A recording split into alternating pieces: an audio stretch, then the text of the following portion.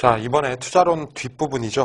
화폐 시간가치 하시고 투자 분석 기법에 대한 얘기들을 좀 할 겁니다. 이 기법 분류하는 거 초반 내용들 좀 중요한 내용들이 많죠. 기법 분류하는 내용들 정리해 드릴게요. 단순 회수기간법이다. 단순. 자, 화폐 시간가치 고려 안 하죠. 고려하지 않고 이게 시험 문제고 투자한 금액을 회수하는데 걸리는 기간이다. 맞습니다. 두 번째로 투자 가치를 측정하는 데 있어서 화폐의 시간 가치를 분명히 고려한다고 그랬어요. 첫 번째 줄에서. 자, 아래에 있는 것들이 고려 하나 봅시다. 순영가법 고려하죠. 내부수익률법 할인합니다. 아, 얘가 안 하네요. 회계이익률법은 할인하지 않죠. 그래서 얘 틀린 문장입니다. 아, 이거 잘 기억하셔야 돼요. 이 시험에 계속 나오고 있죠, 최근에.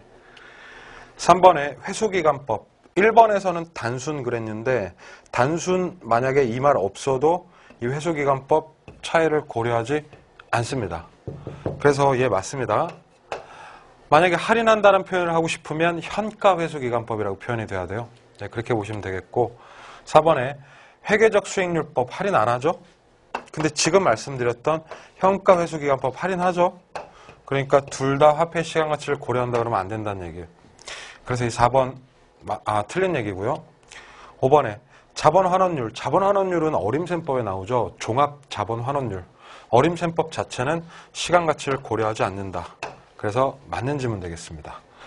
총소득승수법. 우리한테는 조소득승수법이 더 익숙하신 이름인데 승수 나오는 어림셈법이에요. 어림셈법. 그러니까 화폐의 시간가치를 고려하지 않는 방법이죠. 자, 어떻게 되는지 아시겠죠? 예, 요 고려한다 안 한다로 가지고 투자분석기법 분류할 수 있어야 됩니다. 자, 7번에 할인연금 수지 분석법은 당연히 할인하겠죠? 자, 근데 할인을 하되 예상되는 유입의 현가와 유출의 현가를 비교하는 방법입니다. 그럼 여기까지는 너무나 완벽해요, 문장이. 근데 뒤에 엉뚱하게 승수법과 수익률법이 있다. 이런 식으로 시험에 나왔었죠. 틀리죠. 승수법과 수익률법은 어림셈법입니다. 그래서 두 개 섞어서 이렇게 나왔던 7번 지문이었습니다. 자, 할인현금 수지 분석법에 대한 지문 정리 쭉 해볼게요. 중요한 지문들 매우 많고 시험에도 많이 나와서 기출지문의 양도 많아요. 1번에 순현가법이란 순현가법 나오죠. 장래에 기대되는 소득의 현재가치 합, 세후소득의 현가와 투자비용으로 지출한 금액의 현재가치 합, 즉 유입의 현가와 유출의 현가를 서로 비교한다 해도 됩니다. 이 할인연금 수지 분석법이니까요. 그렇죠? 2번에 순현가법이란 기대되는 세후소득의 사실은 이게 중요한 거죠. 계속해서 이 현재가치의 합과 투자비용으로 지출한 지분의 현재가치 합을 비교하는 방법이다. 그러니까 뭐 틀린 게 없죠. 1, 2번은 거의 똑같은 문장입니다. 3번에 순현가는 이거 조심하셔야 돼요. 장래 순수입에서 제 비용을 차감했다. 수입에서 비용 빼면 맞네? 하시면 큰일 난다는 거죠. 왜? 수입 뒤에 현가 어디 있습니까? 현가. 현가란 말이 빠졌죠. 그래서 유입, 수입 뒤에 현가 없으면 이거 틀린다 이겁니다. 아주 깊은 함정이에요. 조심하셔야 됩니다. 3번. 4번에 순현가는 장래 발생할 수입의 현가 총액 맞죠? 해서 비용의 현가 총액을 뭐 했다? 뺐다. 이게 가장 정확한 공식을 서술하고 있죠. 맞습니다. 5번에 순현가법을 이용한 타당성 분석에서는 선택되는 할인율이 바로 뭐예요? 순현가법은 뭘로 할인하니? 딱 생각을 하면은 요구수익률이죠. 그러니까 그 요구수익률은 투자자마다 달라지죠. 주관적이니까. 그래서 맞는 표현이 되겠습니다. 순현가법은 가치의 가산 원칙이 성립하죠. 맞습니다. 순현가 A랑 순현가 B 있을 때 둘 다 투자하면 순현가는 A 플러스 B 해도 된다. 합의 법칙이 성립하는데요. 합의 법칙이 성립하는 건 순현가밖에 없습니다. 그래서 유일하죠. 자, 계속해서 투자분석기법 얘기 한번 하자면 연평균 순현가 나왔네요. 자, 연평균 순현가는 1년 평균치를 내버리죠. 일단은 얘는 순현가이기 때문에 화폐의 시간 가치를 고려합니다. 예, 연 평균 금액으로 구하는 것이기 때문에 이거 자체가 초기 투자가 많고 적고 이 투자 금액이 초기에 많냐 적냐는 의미가 없어요. 전체적인 평균을 내기 때문에 금액이 일정하게 나옵니다. 따라서 뭐 적게 나타나는 경향이 있다. 이게 틀린 말이에요. 예. 일정하게 나타나는 편입니다. 8번에 내부 수익률은 투자에 대한 현금 유입의 자, 이것도 유명한 함정. 미래 가치가 아니라 현재 가치와 유출의 미래 가치가 아니라 현재 가치를 서로 같도록 하는 할인율입니다. 틀렸네요. 9번에 내부 수익률이란 유입의 미래 가치 아니죠? 유입의 현재 가치 그리고 유출의 현재 가치를 서로 같게 만든다. 그래서 어쨌든 틀렸죠. 8번, 9번 보면 거의 기출지문 두 개가 똑같죠. 예, 이런 부분을 건드리는데 역시 시험이 좋아하는 건 현재 가치니 미래 가치니 하는 이런 부분들이라는 거죠. 예, 그래서 그런 부분 조심하시면 됩니다. 10번에 내부 수익률은 순현가를 0으로 만든다. 오케이. 이게 반드시 외워야 되죠. 내부 수익률은 수익성 지수가 1.0이 된다. 맞습니다. 11번 굉장히 출제 가능성 높습니다. 내부 수익률법은 내부 수익률을 투자자의 뭐랑 비교해요? 여기 요 수익률이 나오는 게 포인트죠. 0이나 1이 나오면 안 됩니다. 그래서 이렇게 하는 방법입니다. 자, 계속해서 할인연금 수지 분석법 네 번째. 와, 지문 많네요. 13번에 내부 수익률이 요구 수익률보다 작습니다. 그럼 뭐가 크죠? 지금 요구 수익률이 크다는 얘기인데 이렇게 요구 수익률이 큰 경우에는 투자 가치가 없다라고 보는 게 맞습니다.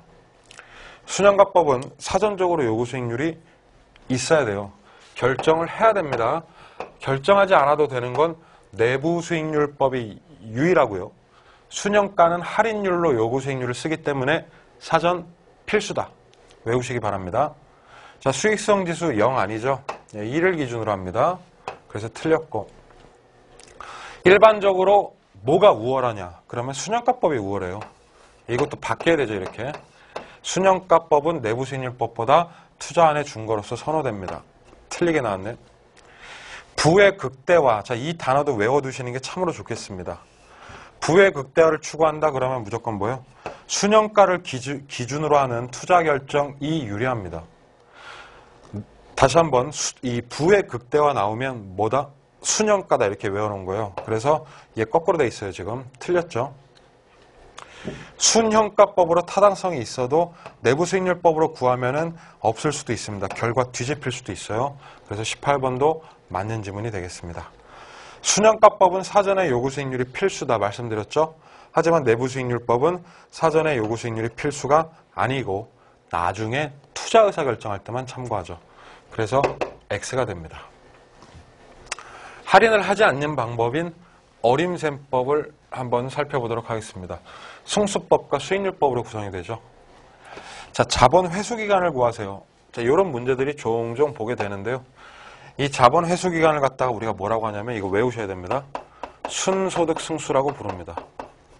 그래서 순소득 승수 자체는 그 자체가 자본의 회수 기간이라는 뜻이 됩니다. 조소득 승수입니다. 얘는 조소득분의 총 투자액의 비율이죠. 그래서 맞습니다. 3번에 지분 배당률은 수익률이죠. 그러니까 지분 투자액 분해. 지분 나왔으니까 반드시 뭐가 나와야 돼요? 세가 나와야 돼요. 세.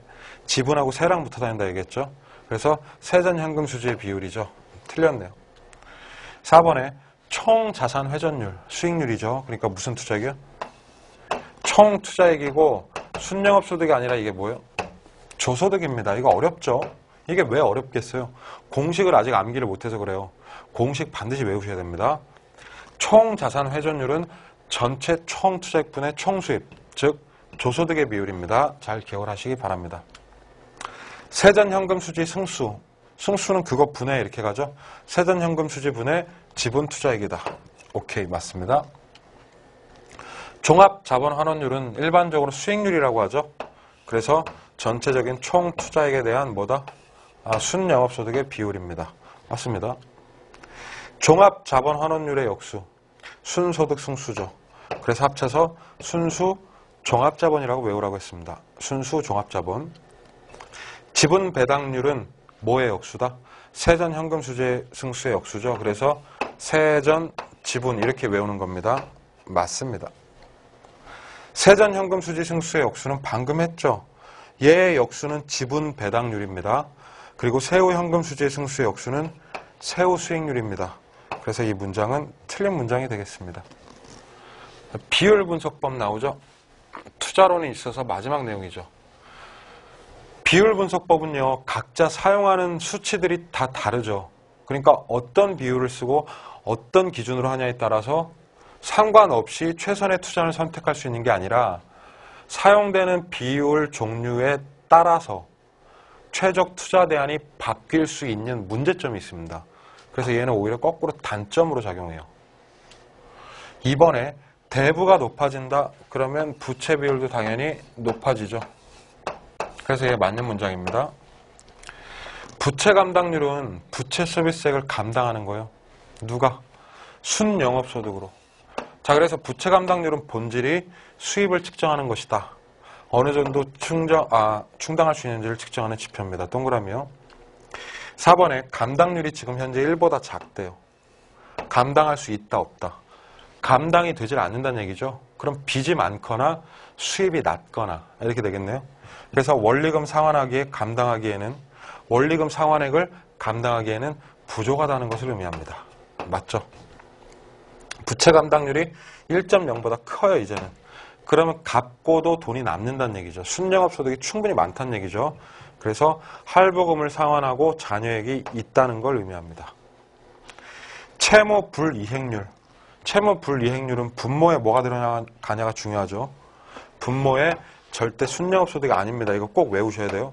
채무 불이행률은 유효조소득 분의 영업경비 플러스 부채죠. 그래서 얘도 틀린 문장이 됩니다. 자, 비율 분석법에 대한 각종 지문들 정리해 봤고요. 자, 이제는 파트 다음으로 넘어와서 금융론 얘기를 좀 할게요. 금융론으로 넘어와서 첫 번째 금융의 구분 한번 해보겠습니다. 자, 소비금융. 소비금융은 우리들이 자금 조달하는 거죠. 그래서 우리들이 돈이 많아지고요. 개발금융은 건설사 금융이죠. 그러니까 공급 자체가 증가를 합니다. 아주 상식적으로 맞는 문장이죠. 전세. 전세는 레버리지 효과가 있다고 그랬죠. 그래서 전세가 비공식적 금융수단이고, 야, 이 후분양이 아니죠. 비공식적 금융을 하려면 선분양이 돼야 되죠. 선분양은 중도금으로서 자금 조달할 수가 있죠. 건설사들이. 외우세요. 전세와 선분양이다. 3번에 조인트 벤처 그리고 리츠. 조인트 벤처에 나오는 사모 방식이나 공모 방식 다 지분 투자 방식, 지분금융이죠. 3번 맞습니다. 4번에 공모, 여기 공모 나오네요. 그리고 신디케이트, 그리고 간접 투자자산 운용업법에 의한 두 글자, 펀드. 얘 다 무슨 금융이다? 지분금융에 속한다. 그러니까 지분금융은 뭐 있냐면 조인트 벤처, 리츠, 공모, 신디케이트, 펀드 이런 것들이 있다는 얘기예요. 이 종류는 뭐 암기하시는 방법밖에 없죠. 그래서 잘 정리하시기 바랍니다. 주택저당담보부 일단은 채권이죠. 예, MBB입니다. MBB는 잘라서 무슨 금융? 그냥 빚을 내는 것이다. 부채금융입니다. 자산유동화 증권은 ABS죠. 그리고 주택상환사채. ABS나 이 채권은 대표적인 뭐다? 부채금융 종류다. 자, 다음으로 입주자 저축에 대한 주택법 75조 내용 정리 좀 할게요. 주택 청약 종합저축에 가입할 수 있죠. 자, 누가? 가입할 수 있는 자는 누구냐면 대한민국 국민 누구나입니다. 그래서 얘는 자격 제한이 없습니다. 사실상. 뭐 20세 이상이다? 아니에요. 무주택 아닙니다. 종합저축은 누구나 숨은 쉬고 있어야 돼요. 숨만 쉬고 있으면 1살짜리도 가입할 수 있습니다. 이번에 예금 부금 나왔죠? 예금 부금은 나이 제한이 있어요. 그래서 몇 세 이상이에요? 20세 이상 개인입니다.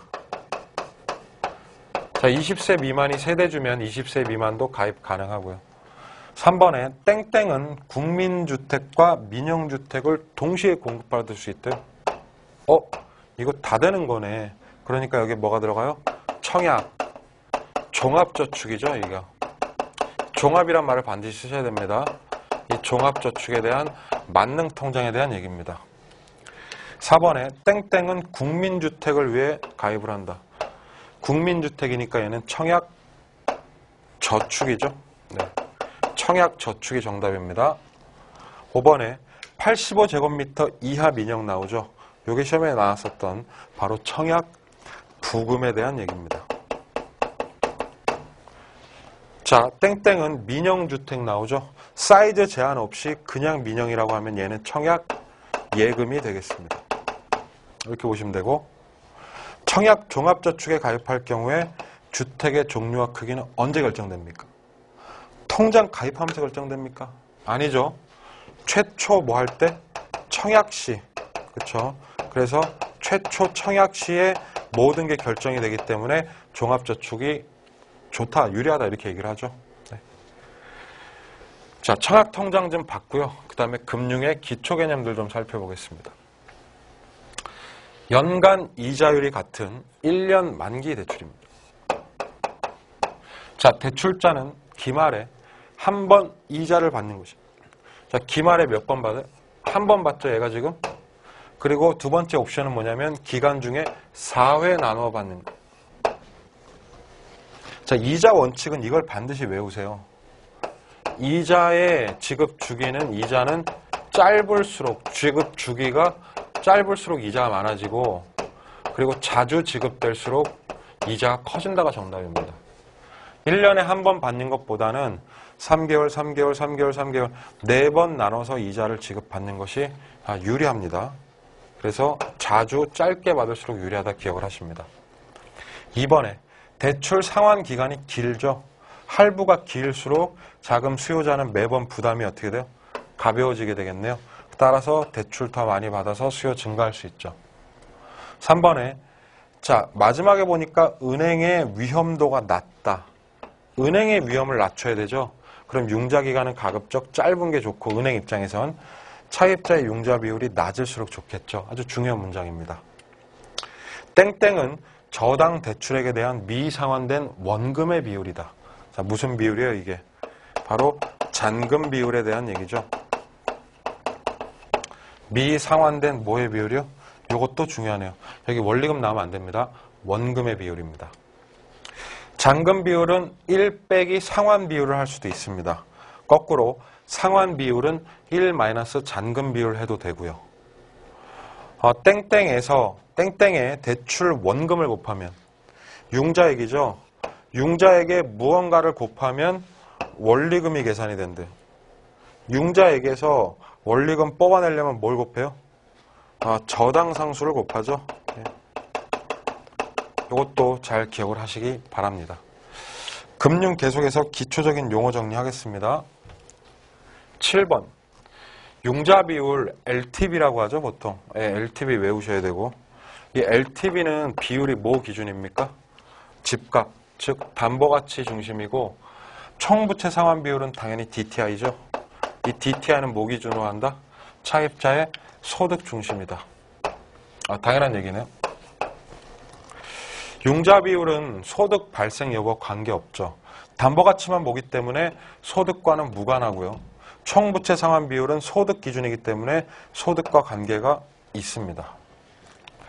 대출 비율이 높아질수록 융자가 많다는 얘기고 당신 위험하다는 얘기예요, 이게. 그래서 대출 금리가 어떻게 된다? 높게 형성이 되고, 동일한 조건 하에서 융자 비율이 높을수록 부동산의 수요는 증가하게 돼요. 그렇죠? 융자 많이 받게 되면 부동산의 수요 더욱 늘어납니다. 금융감독기관은 저당 대출의 대출 기준인 대부 비율을 어떻게 해서 수요를 줄일 수 있어요? 자, 이 수요 줄이려면 LTV 내려야죠. 그래서 올려서가 아니라 낮추어서 이렇게 바뀌어야 되죠. 이 문장은 틀린 문장 처리가 되네요.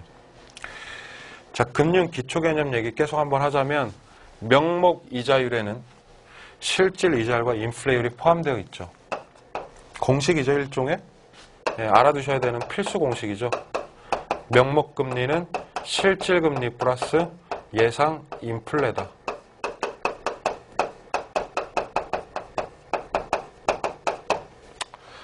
바로 이렇게 고정금리의 대출금리가 결정이 되기도 하죠. 실질 이자율은 인플레 아직 포함 안 된 거죠. 여기다가 인플레를 포함시켜야 명목이 됩니다. 그래서 아직 인플레율이 포함되지 않은 이자다. 고정금리의 대출자의 명목 이자율은 이렇게 들어갑니다. 실질 이자 플러스 위험 대가점 들어가고 예상 인플레가 됩니다. 자, 또 하나의 중요 포인트는 이게 바로 변동이 아니라 고정금리라는 사실이죠. 인플레가 높을 것으로 예상이 됩니다. 인플레가 많아질 거라고 예상이 되기 때문에 대출자는 명목 이자율을 높이게 반영하겠죠. 그렇죠? 높게 반영이 되니까 명목 이자가 높아지는 겁니다. 금융기관이 부동산 관련 위험을 줄이는 게 포인트입니다. 그럼 가급적 대출을 보수적으로 안전하게 하면 되죠.